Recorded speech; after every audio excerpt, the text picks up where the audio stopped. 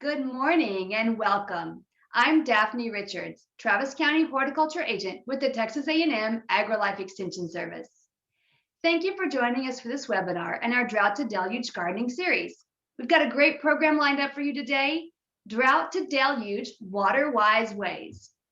As part of this program, our presenter may refer to various source material or websites. Don't panic if you don't catch those in time to write them down. All registrants will receive a follow-up email chock full of good stuff, including a link to the recorded session and links to any references or resources listed. Today, we'll be taking some questions at the end of the program. If you'd like to pose a question, you'll need to use the Q&A feature. Simply type in your question at any point and we'll address them at the end of our program. We'll get to as many of your questions as we can and we'll follow up after the program on any that we don't. Our presenter today is Kirk Walden. Kirk moved to Austin in 1998 into a home with virtually no landscaping, mostly just limestone and cedars. His determination to beautify it led to an avocation as a serious gardener that culminated in Travis County Master Gardener certification with Texas A&M AgriLife Extension in 2014. Soon after, Kirk completed additional training to become a certified Texas Master Gardener Irrigation Specialist. Over the past 20 plus years, he's assembled a small library of Texas plants, enrolled in all manner of landscaping and horticulture classes, and personally planted over 2,500 ornamentals, perennials, and annuals with varying degrees of success. I can attest that Kirk is nothing if not determined to learn as much as possible and to share what he's learned with as many members of our community who will sit still long enough to listen. Welcome, Kirk. Thank you for joining us today. Thank you, Daphne. I'm glad to be here. I hope the presentation today will allow everybody to rethink, redesign, and maybe take a different approach to maintaining your landscape. A little bit of a background information on why water-wise is so important. I have a couple of statistics that I want to cover with you quickly. 1996 was the first year that Austin Water began to measure the consumption in Austin. At that year, we used about 193 gallons per person with a population of about 700,000 people. By the time, 10 years later, when watering restrictions were instituted, including the infamous water on Thursdays and even in odd numbers, and encouraging drought-resistant landscapes, that consumption dropped to about less than 130 gallons a person. And today it's stayed about that level, even though we have a population in excess of 1 million. So in context, that's one of the reasons water is so important. Okay, everybody see that screen all right, I hope? Good. Let's get started. Our goal today is to cover guiding principles and practices. Everything can be done more fine-tuned and more detailed using the resources that Daphne mentioned, as well as the Drought to Deluge book. Today, we're going to cover the basic principle, water-wise ways of hydrozones. That's a little shot of my yard there. Irrigation equipment, how much to water, how to water, and I know everybody thinks you know how to water, but sometimes there's better ways, when to water, and finally, troubleshooting so that you can maintain your garden in a healthy manner. So let's first talk about hydrozones. Hydrozone is a moisture management principle. Now, if you see on the chart here, you see the house, the front door, you see trees and grass, but there's a way to look at this in a zoned manner so that this color code reveals that you will group plants in ways that they need similar water, similar sunlight, and similar drainage. In this particular example, I can show you a bigger picture of it here. In this particular example, the purplish color is the highest water use. Now, you would also recognize that the higher water use would require a particular water station from your irrigation system that would be separate from other areas. The medium blue area is for medium water plants, and the green area is for low water plants. So the highest water goes together, the medium water plants go together, the low water, and then finally the lowest water. In this case, represented on this chart by the brown, which they show as mulch, but could also be lower water use plants. This is a very typical way to to save water and to design the landscape for the most practicality.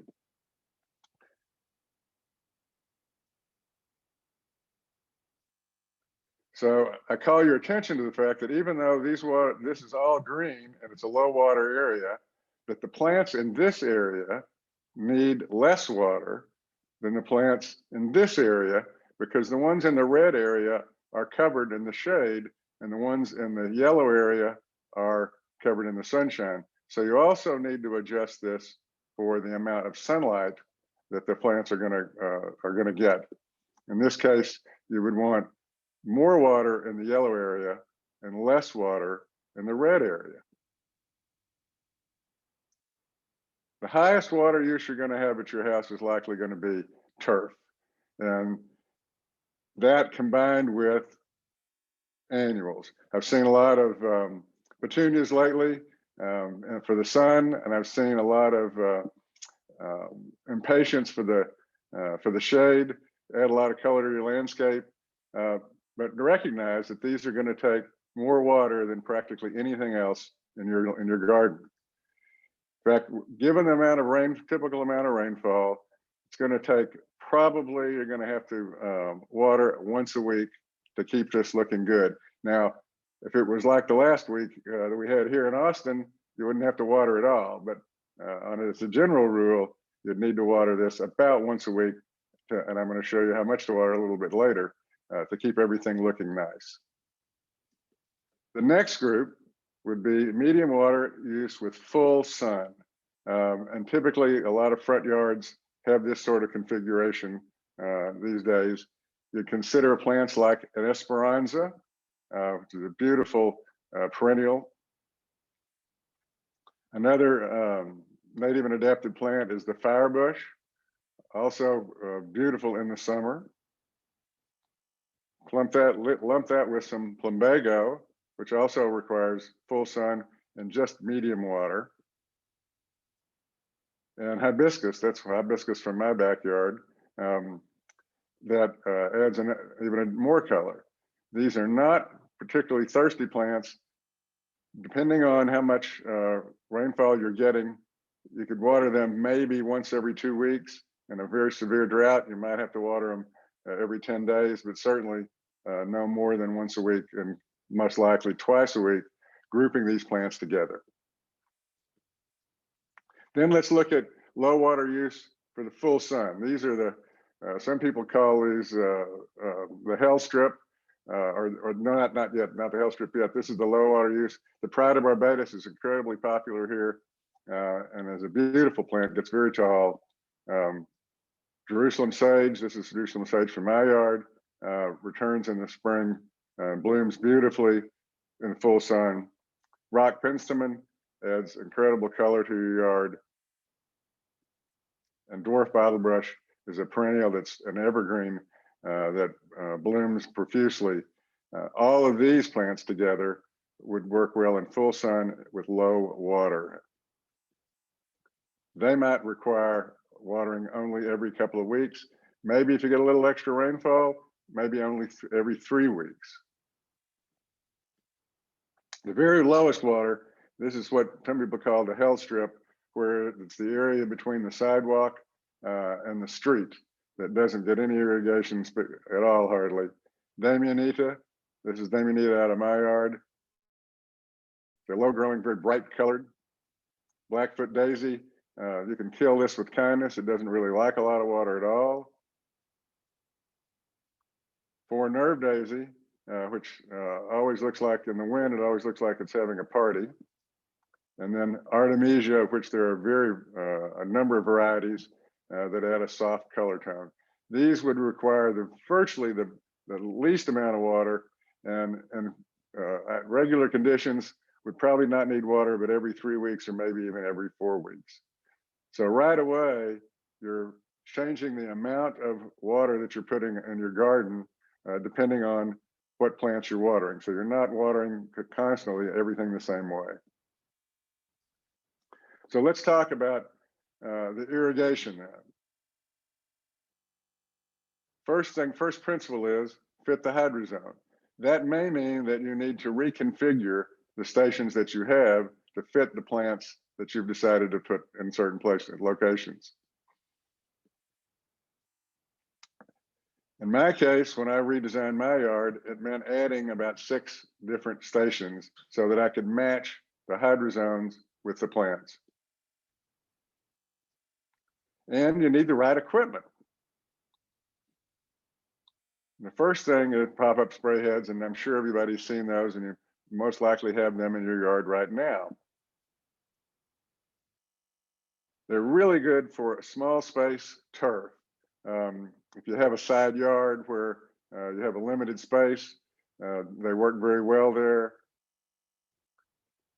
You need to set them up, and this is a principle that's changed over the years, in what's called a head-to-head configuration. Now you'll look down here, you'll see that the spray head from one head sprays all the way to the head of the next sprinkler. So that provides full coverage without any gaps, and also allows you to water in a little less time to deliver the amount of water you want to deliver. These are adjustable for distance and for direction.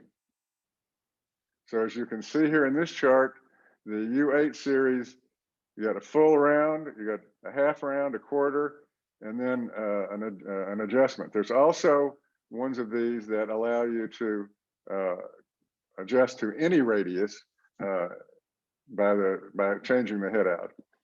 You got 8 foot, 10 foot, 12 foot, 15 foot. After about 15 feet, this is not the ideal type of equipment to use, so you want to change to a different thing. They're really good for beds.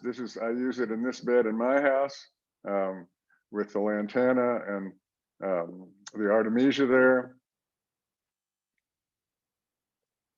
Generally, and this will be in the resource list, you don't have to write this down. Generally, pop-up spray heads deliver about ½ an inch in 15 to 25 minutes. So as a rule of thumb, we're gonna cover this in more detail, but as a rule of thumb, this is about how long you would run your sprinkler to deliver ½ an inch. The next level of equipment for larger areas are rotor head sprays. It's a large space turf. They really work really well for that, where you can maybe 15, 25, 30 feet. This is my backyard, and before you judge me for the amount of grass there, I want you to be aware that I don't have any turf grass at all in my front yard. This is all the turf that I have is in the backyard, and it's motivated by those 2 little animals you see there, where we play frisbee with the dogs in the backyard. Here again, you want to do head to head. You want those rotors to go all the way, one rotor to the next rotor and back to give you complete coverage. You can also adjust these for distance and for direction using a key that comes with the head. Generally, it'll take about 45 to 60 minutes to deliver ½ an inch of rain. I'm sorry, ½ an inch of water, and the dogs will enjoy the frisbees in the process there. Last, and I'm sure you've heard a lot about this topic lately, is drip irrigation. Now, drip irrigation is not necessarily a buried soaker hose. I think that's kind of a misconception. What you really have is a hose that has tiny pinholes at various distances. And depending on how much you want to water, you would have a different density of holes in one line versus another line. It's really good for both ornamental and especially good for vegetables because you have complete control over the water. You'll also see that it's really good for narrow spaces. You can see that this on the left there, a pop-up head wouldn't be very practical there because it would just slam against the concrete wall. And as you see on the right-hand side, it's really easy for the drip to go in between a row of plants. Particularly in this case, this is an ornamental example, but it's really good for a vegetable example as well. This is a good example here. This is my backyard. You can see I have drip irrigation running all through that bed. Because if I was to use pop-up spray heads, I would either be spraying into the yard, into the grass, or back onto the back porch. So the drip there is a perfect solution for that configuration there. It's also good for slopes. So in the same picture that I showed you before, right behind me in that picture, that's a 4-foot drop, about 4.5-foot drop over a 12-foot span. If I were to put pop-up spray heads on that, it would, the runoff would be horrendous. So instead, I have drip irrigation there and I actually even run that at a lower rate than you might expect to prevent that, the runoff. It's also really good for pots. This is one of my few indulgences. I plant a new bougainvillea in this big pot every year. This pot is fed by drip irrigation and allows me to control the amount of moisture that the bougainvillea gets, independent of what might go, say, in a turf bed, in a flower bed. For drip irrigation, you need to know some basic principles and the things that's the equipment that you would need. First is a valve. Then you need a filter. So the valve turns it on and off. The filter, you need a filter because the tiny little holes in that hose will tend to clog if you don't keep the water especially clean. So the filter is right here. And that is a removable, you can unscrew that, wash out the filter and replace it. You also need a pressure reducer. And the reason for that is the water that's coming into your house is probably about 60 pounds of pressure. Most drip irrigation systems are designed to run on 30 pounds of pressure. So you've got to knock that down to 30, and that's what the pressure reducer does. Some drip irrigations even run on 20. So it depends on the particular system you're putting in. Now, what you don't see in this picture is to the right of the white valve is what's called the backflow preventer, would go there to keep the water, if it does get clogged, to keep the water from backing up and going back into your house. So you'd need those 4 items for a complete system. It's also possible to use a converter on an existing station. So if you have a station that has pop-up spray heads in it, you can dig out one of those and put this particular one in. This has built into it a pressure reducer and a filter. And the spout at the top is you can put a drip line on and run in a continuous circle that will run all the way around and back to the other side of this. It's a good thing if you want to test whether or not you want to use drip irrigation. So drip irrigation, besides the buried hoses, also uses emitters for very specific locations. For example, where I grow 2 tomato plants in the summer, they need a little extra water. So I use these emitters for the tomato plants. Drip irrigation generally delivers about 1/2 inch in 60 to 70 minutes. So it's the slowest of all, but it's also incredibly effective because the efficiency of drip irrigation, subsurface just means it's buried, surface means it's laying on top, rotors and spray heads. You'll see that the least efficient is the spray heads.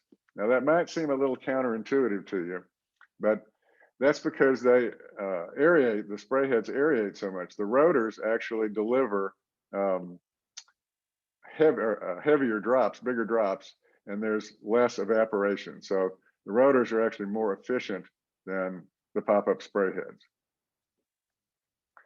So you'll also definitely want a rain sensor shutoff as part of your irrigation system. It can be wired or it can be wireless. Importantly, you can hook it on to the gutter, the roof, a fence. Mine is actually hooked on to a fence right now. Importantly, it should be in the clear. When I first installed mine in my newer house, I had it in what I thought was an ideal position, shaded by some of the trees. But what the cause was that without so much sunlight, it would retain the moisture and it would shut off my irrigation when in fact it should have been running because I didn't have enough water. I didn't have moisture anywhere else except for right there. You can adjust the sensitivity of it as well, and very, very simply. So if you are thinking that you're going to have, if you're in a very bright place, you might want to make it a little less sensitive. If you're in a more shady place, you'd make it a little more sensitive. So how much should you water? That's how much should you water? Well, the proven method is the catch can method. Whether you use regular tuna cans or you use these little City of Fort Worth gives out these little cups that you can plug around. What you need to do is take a station, distribute some cans, run the for 15 minutes, and then turn it off, and then measure how much water you're delivering in that period. But also note the uniformity of the delivery. When I was taking the irrigation specialist training, we did an experiment at the San Antonio Botanical Gardens, and we took a station that they had, and we did this exact experiment there and found that at one end of the station, we were delivering a ½ an inch of water, and at the other end of the station, we were delivering a ¼ inch of water. So the heads needed to be adjusted to deliver uniformity across the whole station. And you should do that in every single station that you have. So how much should you water then? Weekly irrigation requirements for Austin for turf are listed in this chart, and this chart is part of the resources that you'll get. So there's no need to write all this down. But I want to emphasize here that this is the total amount of water that your lawn would need, not the total amount you need to water. So if you get a ½ an inch of rain, and then the temperature is 101 to 105, if we get a ½ an inch of rain, you only need to water 1¼ inches in full sun. And I think the other thing that is worth noting here, that in the cooler months, which we're departing now, in the cooler months, you generally do not need to water if the temperature falls below 70 degrees. It would be unusual, and only if your plants are really fading. So how to water?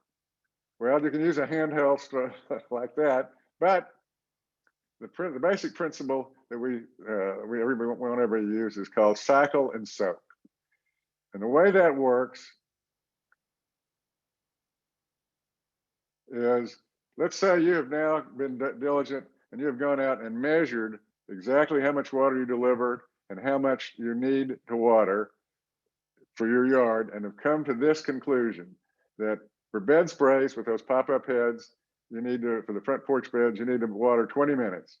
For station number 3, for the turf spray, you need to water 24 minutes. For the rotor, number 5, you need to water 50 minutes. And for the bed drip, you need to water 60 minutes. The principle of cycle and soak says, break that up.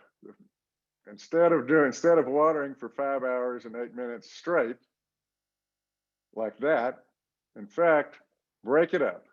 And the reason you do that is the first cycle, where now I'm suggesting 10 minutes for bed spray number 1. The first cycle breaks the surface tension and moistens the ground. The second cycle, which comes, as you can see, it's a 2 hour and 34-minute cycle, comes 2 hours later, more than 2 hours later, allows that second cycle to soak in better.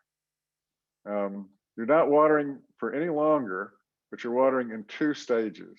And practically all of the automated irrigation systems today allow you to water to have various start times within any individual program. Sometimes the one I have has up to 5 start times for each program. So you can easily accommodate this.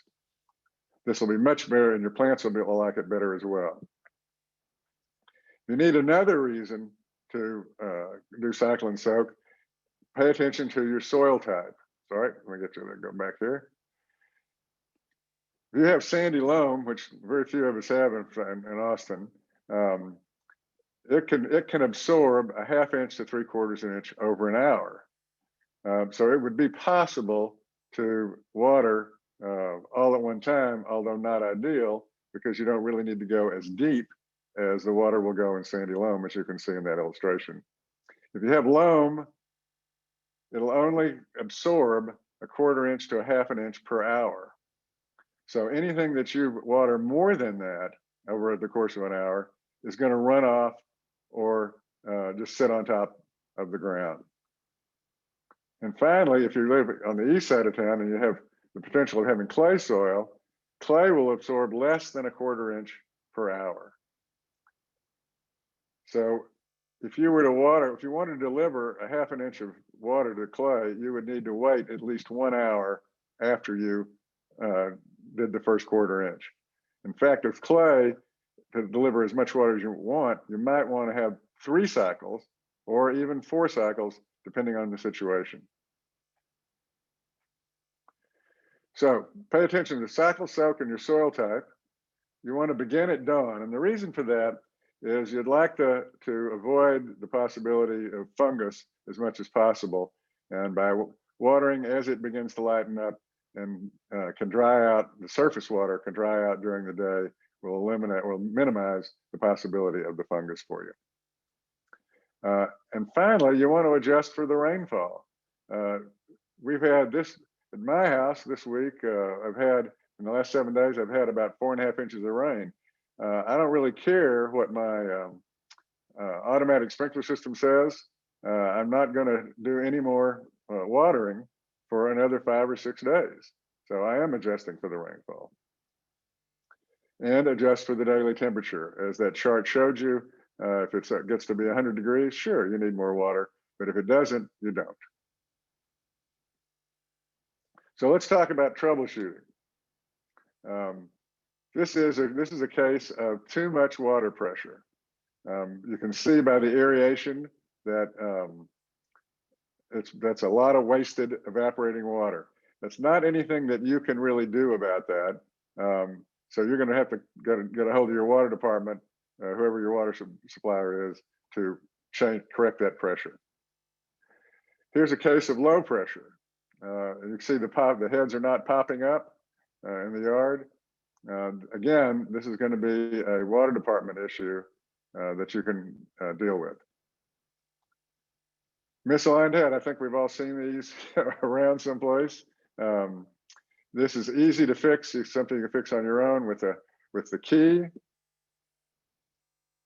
Here's a stuck head. This is probably a matter of it's been run over or stepped on. Just easily digging that out usually solves that problem. This is a case of a sunken head. This can happen over time when the ground underneath has settled and the head doesn't come up enough, in which case you need to dig that out, put a riser in between the line and the spray head, and then to bring it back to the correct height. Obstruction, you can clear the obstruction here, or if you can't, you can put a riser in this one. And here, this is the bad news here. This is the broken head.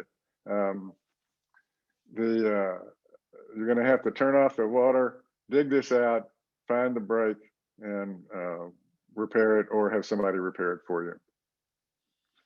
So, water-wise ways are plan wisely, use hydrozones, plant wisely, use native and well-adapted plants whenever possible, water wisely, just as needed.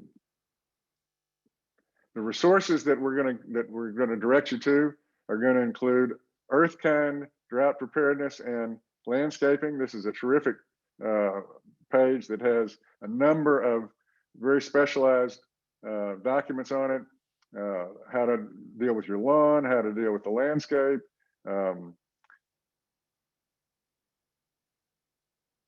It also has a very good plant selector. So it lets you do the groupings we were talking about. And you want something that uses low water in the sun or low water in the shade. It lets you pick when you want it to flower, and then it'll generate a list of plants for you. This is the same principle in the Grow Green Guide. There's also be a link to this. This lets you pick out the water levels, the plant types, deciduous, evergreen, and again, will generate a list of plants that are native and well adapted. The Wildflower Center as well has plants for Central Texas, which is shown right down here.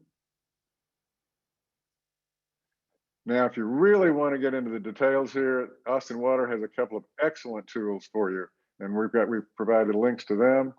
One is a runtime calculator that includes the cycle and soak. So what you do is you choose the type of emitter, in this case, rotors. You choose the type of soil you have, in this case, clay, turf, full sun, and then you see it will generate for you how many cycles you run, none in January, none in 2 runs in February, 2 minutes in February, 9 minutes in March, and you run 1 cycle. By the time you get to May or you get to June, it's 9 minutes of runtime and 4 cycles at 100%. So this really does a lot of the work for you. If you want to conduct a complete audit of your system, Austin Water has a wonderful sheet here that even shows you how to calculate your gallons per minute and to adjust those based on your plant selection and amount of sunlight. So that's a pretty quick run through. How about some questions?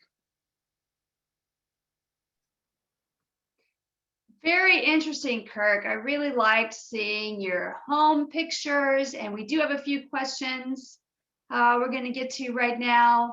But I'd like to know, how many zones do you have? I have 16 zones. And how long does it take to water all of them? That's about, 1 cycle is about 4.5 hours. Do you do that all on one day, or do you split it up into multiple days? I do it in one day. I do all the rotors and the turf spray in one day, and I do the drip in another day, because the drip is not regulated by the city, so I can do that whenever I want to. But the turf spray and the bed spray are, and so I follow the direction of the city guidelines on those. That was going to be my next question, so you answered that. That's very helpful. And what are the keys? You have a pretty large landscape. You bought the home new, virtually nothing there, cedars and limestone. What is your best advice for getting started tackling such a big section that's a big project? How did you get started? Don't give up. I think the planning part of it is makes the rest of it manageable. So my advice would be, don't rush to do anything. To get it figured all out first, and then go from there. And a good example is I wasn't aware of how big a drop I was going to have from the yard to the decking where the pool is. And initially I would have put in just spray heads there, but when I got out on the property and walked the property and saw that what a daunting task that was going to be, it really presented itself that the drip was the only solution. I always thought I would use drip in the beds that ran along the side of the house because they were so narrow, but I didn't really realize how important it was going to be the other way. So I would say a plan, and I would say even if you're reconfiguring, don't be shy about adding stations, because that's the only way you're going to control the amount of water, deliver the proper amount of water for that area. In the first house that I had in Austin, the configuration had some pop-up heads that were watering both the flower bed and the lawn at the same time. And that's an untenable situation. One or the other is going to be damaged by that. Yeah, that's very good information. I think people forget that. So 16 stations, that's a lot of stations. And for people that don't understand the systems that control your irrigation, is that the maximum number of stations that you can have in one controller? No, mine has 20. You can buy a controller that has varying numbers of stations. A simpler controller might only have the ability for 10 stations, but mine has 20. I wanted, if I was gonna, I considered trying to grow more. I'm pretty much an ornamental gardener, and I considered trying to grow more vegetables, and was going to need to add a couple of stations in order to do that. But I lost my nerve, so I still only have 16 stations. So I'm hearing that it's the best advice to start with a controller that has more stations, because you can always use fewer stations, but you can't add more stations. If your controller is built for 8 stations and you decide you need 10, you can't. You have to buy a new controller. So that's really exactly good for right. people to be aware of. Good advice. And you mentioned the rain that we've had this week, and most of us have had an inordinate amount, especially east of I-35, and that you, of course, don't water during that time. And we've worked a little bit to drainage, and those of us that have clay or that have different types of soil across town, and you live in the western part of of our community, and you don't have a lot of clay in your soil, but drainage is very important. So you mentioned some plants that do well with more water. So for those people who live east of I-35 or have a lot of clay in their soil, talk about how their plants or how their situation will be different from yours, where you don't have that. Yes, that soil is going to retain, east of I-35, that clay is going to retain more water than I'm going to retain. I'm basically on limestone over here. If a plant can go down 8 inches, that's a long way for that. It's a deep root system with 8 inches. But on the side east of I-35, that's going to retain more. That's going to retain more water, and the plants are going to need watering less often than they will over here. They may need the same amount of water, but it might not. But it will be retained in the soil. So maybe you don't need to water. I gave you these examples of some plants maybe only water every 1 to 2 weeks. I might have to water every 10 days here. You might have to water every 2 weeks or even a little more on the east side. And I would say it also affects your plant material. So if you live east of I-35 and you've planted some plants that you've seen in other places west of I-35 that are doing just great, and they don't live at your house, it may be that they're drowning at your house when we do get the amount of rain that we've just gotten. Oh my gosh. I mean, even the Damianita at my house almost drowned. So if you had that on the west, or a Blackfoot daisy, any of those ones that are really drought tolerant, that means that means they're not deluge tolerant. so they're going to drown out. You're going to be replacing some of those, I'm afraid. That is right. All right. So we have a few questions here. How do you adjust the spray heads to reduce or increase the amount of water being emitted on those that you can adjust? The pop-up spray heads you can adjust with a screwdriver, and that's a simple matter of releasing or tightening. They won't change the distance on a pop-up spray head because that's set by the piece of equipment that you buy. But the amount of water it delivers will be changed by how tight you make the screw on the top. On the rotors, I should have one in front of me. I don't have one. There's a little thing called a key, which is actually looks like 2 loops that you put your fingers in, and it has stick on a metal rod, small metal rod on the end of it that lets you adjust the amount of water that delivers. You can also deliver you can change the place where the emitter portion of it, you can change that out, which will also change the amount of water that it delivers. So there's two ways to adjust that. And then the third thing you do with the rotor using the other side of the key is change the pattern of how far it goes, how far it swings. So there's three ways to adjust a rotor. There's only one way to adjust a pop-up head, really. I mean, practically speaking. And drip, to adjust the drip, you actually have to make that decision before you put the drip in. So you have to decide, this is the drip, I want this much water. So I use a drip hole, a tube that has a hole every 1 inch, or one that has a hole every 1.5 inches. Those deliver different amounts of water. So you cannot, for drip, you really need to know in advance the kind of plants you're going to plant there. Well, that is very good advice on drip irrigation. Our next question's on rocks as mulch. You know, we sometimes see, especially in drought conserving landscapes, that people have used rocks as mulch. Is that an appropriate thing to do? We generally don't recommend that, particularly if you, it's sort of like, how do you like walking on concrete when it's 105 degrees outside, barefoot? We're kind of doing that to your plant. It's going to retain the heat. I have a lot of river rock in my side yard, but it's for drainage and the fact that I can't grow anything in the shade. So rock by itself is not bad, but mulch is a lot better than rock for mulch. Mulch is going to retain the moisture better, and it's going to make the ground cooler, where rocks aren't going to help you in any of that. Yeah, I'd say if someone's creating the aesthetics of a desert situation with cacti and using them in that respect, that might be good. You'd also definitely need to be aware of drainage in that situation, and do be aware of rock color, because white rock will reflect a lot of light up under your plants. And so very good points that you made there. Question on Oyas. Do you have any experience with Oyas, especially in a raised bed situation? I do.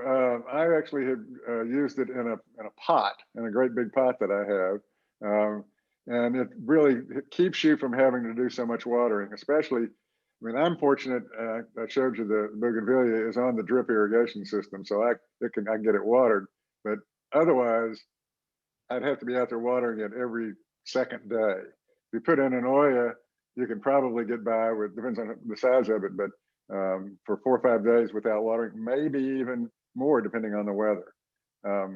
I did a lot of work on container gardening, and it's one of the things that we recommend, because it's just porous enough that the water releases at a nice rate and keeps the bed moist. It won't be good. It's good for vegetables and things like that. It won't be good for certain kinds of perennials, because it'll really keep it a little too moist. Good point. In your landscape, are your drip lines that you use, the drip irrigation that you use, are they buried or just covered with mulch? No, they're buried, and that was a decision we made when we put it in 8 years ago, because we knew what we were doing to start with. We could do that, but if you noticed in the presentation, the difference in efficiency is very minimal. It's only 5% difference whether it's buried or whether it's on the surface.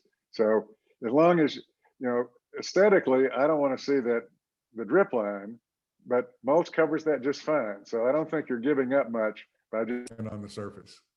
Very good information. Question on a controller. How do you add a new station? Is that something we can talk through? Adding a new station, it might be too complex. It really, with controllers, it will differ from controller to controller depending on which one you have. It will. So yeah, it's pretty simple. At least in my system, it's pretty simple to add one.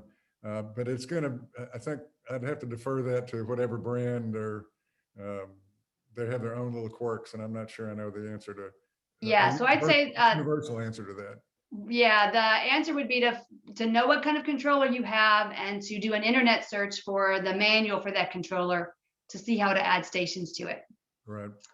Next question, is it feasible to convert narrow turf areas to drip or soaker application? It seems like they're asking to leave that area turf, but the area of turf is narrow. The turf is already in, and it seems like maybe you installed your drip, your subsurface drip for your turf before installing the turf. So I think kind of talk us through that. Okay, I have the drip that I have is doesn't cover any turf at all. It's only for plants and beds. You don't have subsurface drip on your turf? I do not. How do you water your turf? I misunderstood from your. I have I use rotors, and in the big area, and then in the one small area that I have on my side yard, I do use pop-up heads, but otherwise it's rotors. And you can manage it on that slope that you have. Because it's only the slope. It's the grass is only on the top, which is relatively level. Okay. But the slope from there down, from the grass level down to the pool, is the 4.5 foot drop I mentioned. Okay. And that's what's on drip, is that area that on that 4.5 foot slope there. Got it. Most of the literature that I've read, I don't have any personal experience with it, suggests that drip for turf can be problematic because you need to bury it deep enough that it can't be damaged by the mowers, and nobody's going to poke a hole in it. And so it's not, I haven't seen very many references to its use to keep turf wet. I have seen it used successfully, but you're right. It does have to be buried fairly deeply. It can be done after the turf is installed, so it can be done as a retrofit successfully. It just takes the right expert to be involved in that discussion to make sure you do it right. Next, if you change the amount of water delivered, does that affect the head-to-head configuration on those spray? So if you change the amount. No, it doesn't. They're all designed to, particularly pop-ups are the easiest example. They're going to go that a certain distance, almost irrespective of how much water they're delivering. And that is not adjustable. So if you buy a spray head that's supposed to go 8 feet, it's going to go 8 feet. One that's 12 is going to go 12. And so, because that head-to-head is not about how much water you're delivering, it's about the coverage that you're getting. It helps ensure, in the old days, they sort of, whenever the old days were, they sort of thought they would meet in the middle. You'd get one spray head would go here, one spray head would go here, and they would meet in the middle. That left a lot of open territory that wasn't getting watered, especially if the wind blew the wrong way or something like that. So now the principle is this goes all the way to here, this goes all the way to here. And that's what that head-to-head is about. So if you are changing the amount that those heads deliver, how is that adjustment made if it's not a distance adjustment? It's a time adjustment. No, you can make it, you can do a time volume adjustment. Do a volume adjustment by turning the screw. Exactly. Very good. All right. Do you recommend any certain type of rotor, or some better than other? I'm pretty much agnostic on all of that. I'm sure that there are some that are better than others, and just like anything else, there's ones that are cheaply made and ones that are made to last. So most of my advice is usually get the best one that you can afford, and go from there. Mine have been in for 8.5 years now. And I haven't replaced one. I have done 2 of the examples I talked about. I did have to raise 2 of the rotors because they did sink over time. I also didn't necessarily anticipate that my zoysia grass needed to be 4 inches or 3 inches tall in the summer. And I had to raise a couple because the grass as a groove was blocking and getting in the way of the rotor. So even with the best planning, you still got to make adjustments as you go along. Well, the point was made in the question that some of their rotors have a very fine spray droplet and others have larger droplets. So if they're from the same company, and let's assume that they are, what would cause that to happen over time? That two things could happen, could be causing that. One, you might actually have a little clog, and the one that's the finer spray, you might have a little clog. The other thing is at the nozzle there, those nozzles are variable. You can change them out. And so you might have the rotor itself might be the same, but the nozzle, and the easiest way to tell that is they're usually color coded. So if you've got the one that you like that has the big droplets has got a red ring around it, and the one that's finer spray has a yellow ring around it. Okay, well they're different, and so you want to change that yellow ring out to the red ring. Oh, that's good advice. Question on your drip lines. You said that you did choose to bury them. How deep did you bury those? Well, they're only about 2 inches under the dirt. So it's 2 inches under the dirt, and then there's always at least an inch of mulch on top of that. Right now, there's 2 inches of mulch on top of that. So they're about 4 inches underground right now, or under the surface, not underground, but under the surface. Do you rely on your controller to make the decision as to when to water and how much? It's required now for them to have rain sensors on them. As the climate has changed, have you relied on your controller to make that decision and kind of played around with it? Or do you have full control? Do you take full control over that frequency and tell your controller what to do week to week? I try and keep it simple, because I will get to a lot of trouble to set up the stations to be the right amount of water and the right days and all this stuff. So I try and keep it simple, because I do cycle and soak even with my drip, and I run 3 different start times on everything. So what I do is I will go shut off the sensor, like I did it 2 days ago. I shut off the sensor, and when I decide that I need to water again, I'll turn it back on, but it will only then begin to water when it's supposed to water. So if my water day happens to be on Tuesday here, so if I turned it on today, doesn't make any difference that I turned it on today, because it's not going to water until Tuesday. Does that help? Does that answer the question? Yeah. So the questioner pointed out that he's had some problems with early automatic controllers that change everything and don't adjust. And so I will just say that I've seen some research coming out of our Texas A&M School of Irrigation that indicates that all of those controllers that tie into weather stations and are supposed to adjust for weather, some of them are better than others. Some of them are better than others at certain times of year and certain climates. None of them are 100% reliable when it comes to them reading the weather and the controller making the ultimate decision. All of our research points to the fact that it still needs a human to be involved to kind of make some decisions. So that's what I've seen. Yeah, and there's no self-driving cars either. So yeah, we got to have a human involved. People are still trying that one as best they can, spending lots of money on that as well. Question on vegetables. I know you don't grow many vegetables, but should drip hose in a vegetable be buried in a vegetable section? What would be the advantage or disadvantage, do you think? Well, the disadvantage would be you're not sure how much you're delivering, the burying it.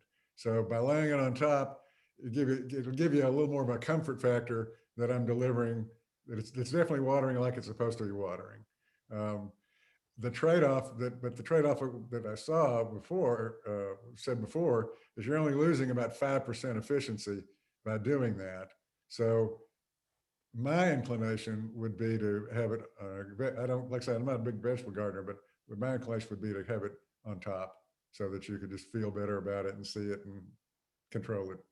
Well, I'd say in your situation, you have all of those perennials and ornamental plants, and you install those plants and you don't mess with that bed again unless something dies and you have to dig it out. In a vegetable situation, you're taking plants there. We treat them as annuals. Some are annual vegetables or winter annual vegetables, and we plant and remove and plant and remove. And because that's the case, I would recommend to leave the irrigation on top of the soil and mulch on top of the drip irrigation. Yep, so it achieves the same purpose, and that's basically what you've said as well.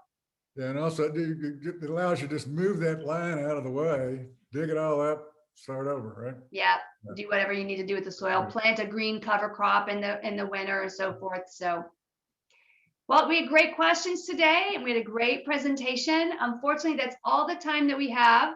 We'll follow up individually with any unanswered questions. Thank you, Kirk. I really appreciate your willingness to share your personal experience and your beautiful home landscape with us. It's obvious that you're dedicated to working with the environment in your unique situation, while also being committed to preserving our precious natural resources. And thank you to our attendees for participating. Very soon, you'll receive an extensive email from us, including a link to a short survey, and we'd really appreciate if you filled that out. Your feedback will help to ensure that Extension can continue to offer these types of valuable programs into the future. That email will also include a link to access the recording of today's session, a list of resources for further study, and links to any websites or source material listed by the speaker, along with information on how to contact our gardening helpline and how to subscribe to notifications for future seminars in our Drought to Deluge series, as well as other AgriLife Extension programs and horticulture and gardening. Until next time, thank you for joining us and happy gardening.